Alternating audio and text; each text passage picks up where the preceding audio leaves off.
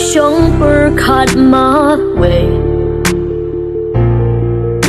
chập hàng chừng em Ibril hasla birthday bun nắp đen cho mi im tin nào shu ba lek me